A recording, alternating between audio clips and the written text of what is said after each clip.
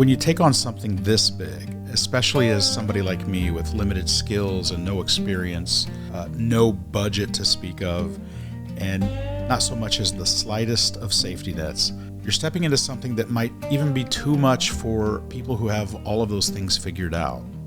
So from the very beginning, I knew this wasn't going to be a sit behind the desk kind of a project.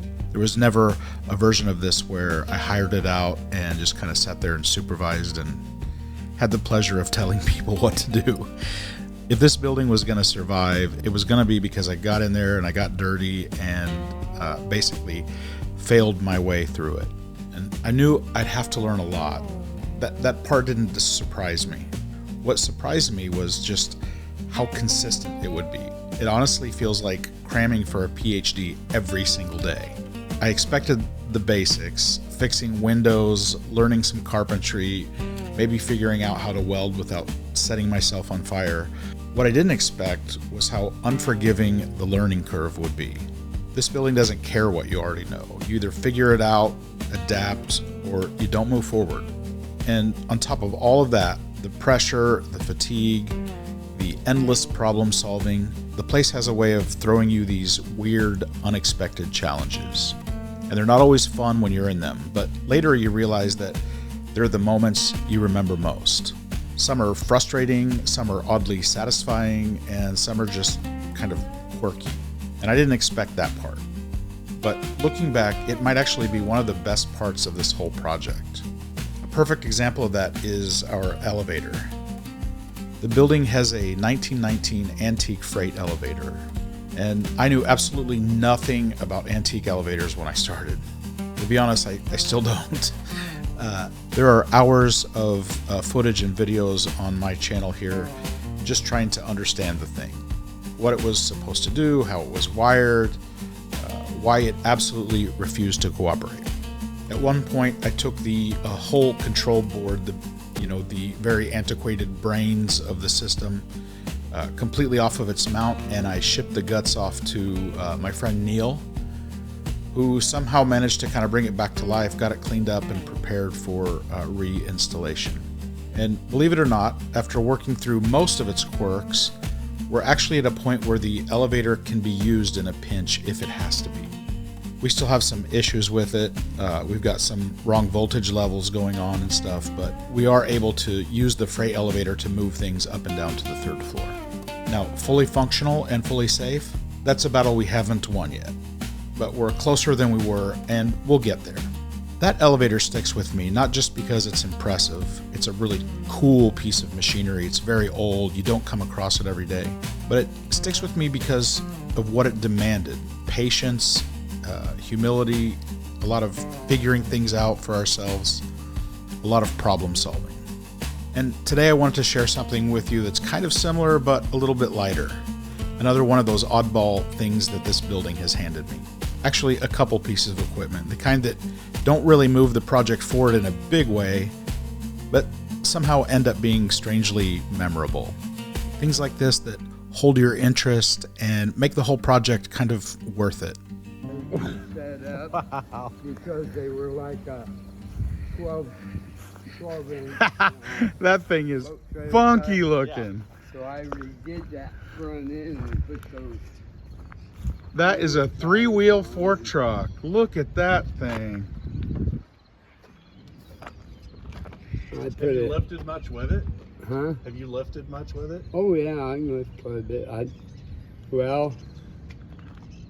I ended up having to put some more hydraulic fluid in. It was low, and I was having problem lifting stuff.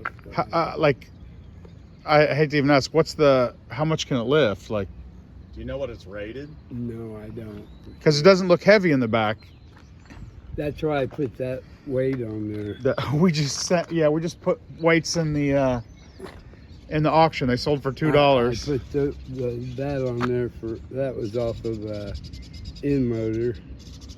Wow. And I've got some more weights, and they were a little bit bigger. Well, even if we can't lift heavy weights, just moving pallets. Moving pallets around is awesome. That's what I was, Yeah, that would be great. It'd be great for what he was trying to do the. I'm gonna sit on this thing. Can I sit on it? The bob, sure. That seat kind of is stable on its own way. It's recording. You got this engine right between your knees. I just keep my feet on this side, basically. Oh, you just sit like this? This is forward and reverse, and this is your up and down, and this is your tilt. Okay. And there's no lateral movement, right? No. No, it's just right. No in the side middle. shift, Right in yeah. the middle. And you keep both feet on one side, I do. like side saddle. Yeah. Wow, that would take a while to get used to. Yeah. It's fun. It's I bet. I bet. What do you want to do today? Let's go have a picnic and ride the funky fork truck. At one time, I was.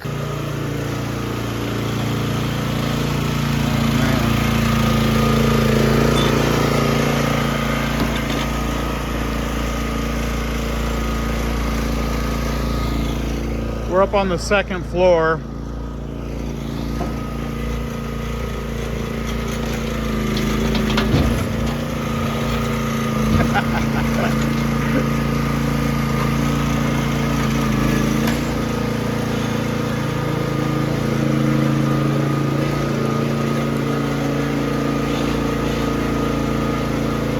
That thing takes a while to get used to, I guess.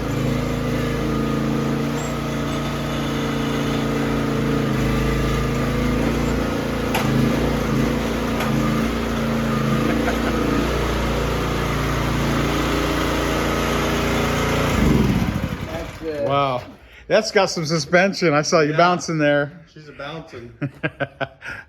Wow, that'll take like a day to learn how to ride. Yeah. Wow, that's cool. Okay, so since day one, we've had these old rooftop solar power water heaters up here. They're gigantic. They're ultra heavy. And I put them on Facebook Marketplace for $100 for about a year. And nobody contacted me. I mean, for all three of them. I just wanted them out of here. And nobody contacted me. And Roger said he could really put them to use. And so he said that he'd bring that funky little fork truck over here so we could move pallets around.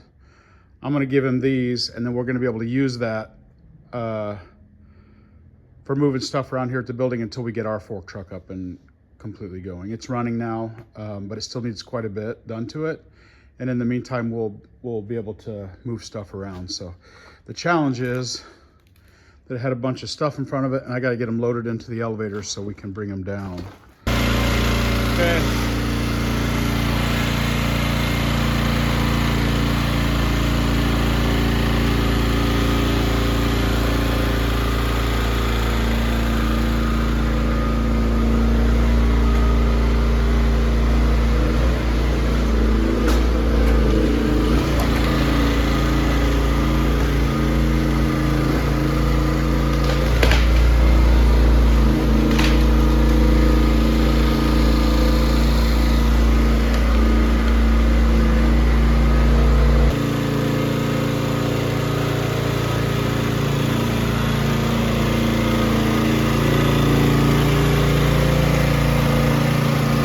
Hold up.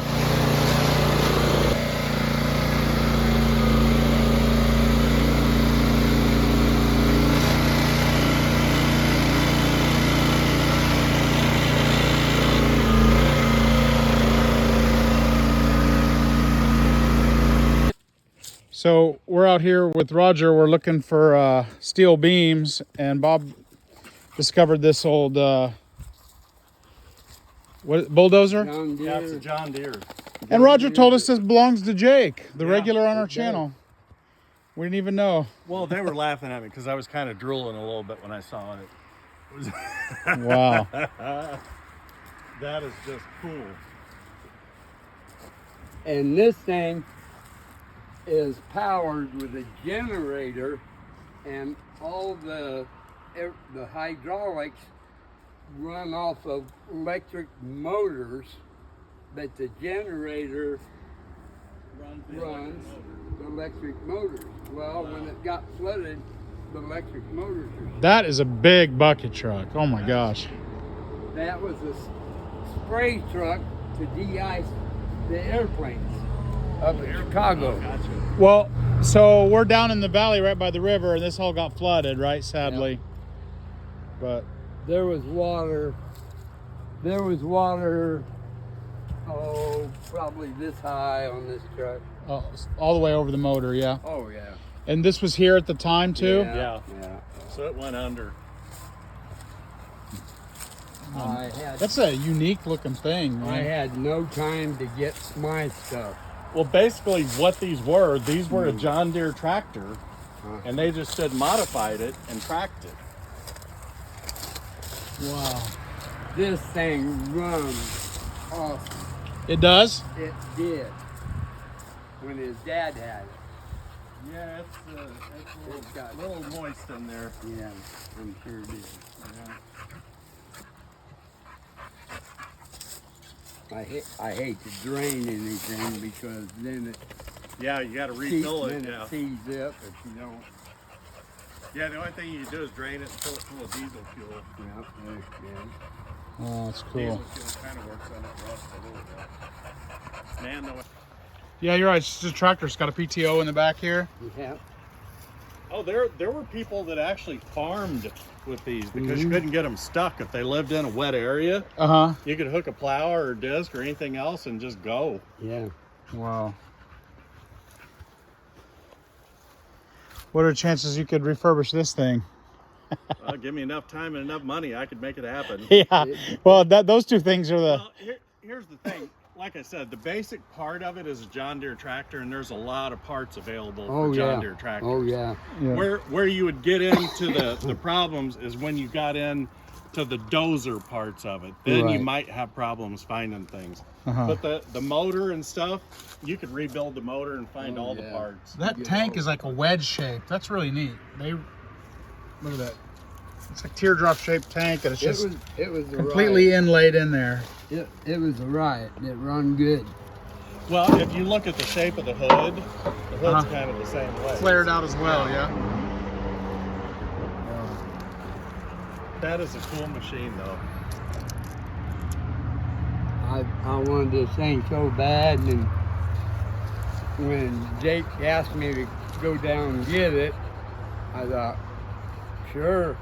I was planning on Trading him for it or something? I was planning on getting it running, put it that way. Yeah. Because it hadn't been too long, but when I went and got it, I heard it run. A flood will put the kibosh on everything, won't it? The flood. Yeah, you'd have to do Puts you down. re-chromes on the Rams. The Rams are getting rusty. Yeah, it'd be a complete. Yeah, it'd be a complete overhaul. You'd have to tear it down.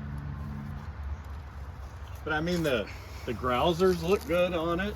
Oh, it's got really good teeth on it. Oh yeah, the teeth aren't even sharp. Great shape. As they wear down, those teeth get really pointed. See how stubby and how thick they are in between them? That's a good sprocket. Yeah, they are. It's in excellent shape. It really is. His dad, he didn't use it that much. I mean, He'll be watching this video. Yeah. Hey Jake, what's up, man? Yeah. Sorry about your dozer. It disappeared. And your bucket truck. Yeah, we don't know what happened to it. No, that's really cool. and your air hammer. Yeah, yeah. And your hammer.